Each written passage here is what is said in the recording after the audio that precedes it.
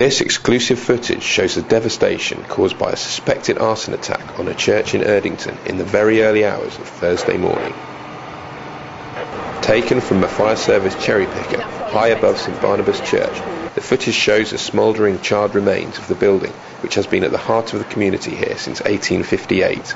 Fueled by an abundance of timber in the shape of wooden beams and wooden pews, the flames tore through the building, destroying everything in sight and leaving only a bare shell still standing. Somebody who would have done that deliberately is sick in the head, because the building hasn't done them anything, the church hasn't done them anything. The church is like a sanctuary for people. Lots of people just come in there to pray. If they are upset, we speak to them and try to comfort them.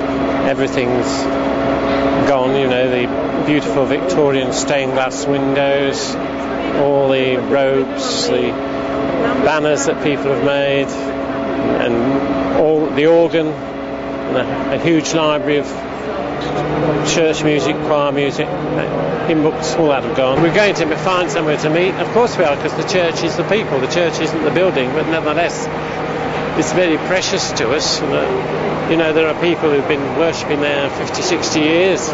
The alarm was raised just after 6 a.m. 15 crews and a total of 75 firefighters, plus specialist crews, battled for half an hour to bring the blaze under control.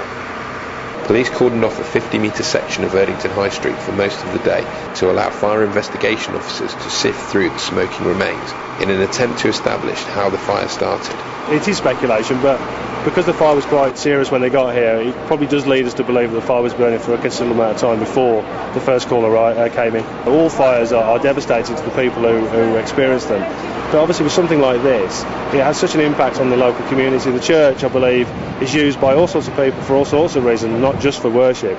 So I think the impact on the local community has been quite devastating. The church was due to celebrate its 150th anniversary in 2008, but despite the devastating scale of the damage, which is expected to stretch into hundreds of thousands of pounds, the Bishop of Birmingham said he was determined to rebuild the historic place of worship. Listening to local people this morning, church wardens, other people who love this church, are seeing this as an opportunity to take the 150th anniversary as a landmark, not simply for looking back, but for looking forward. So I think already the spirit of the community working together to put into place an equally good church, one that will continue to serve the whole of Erdington.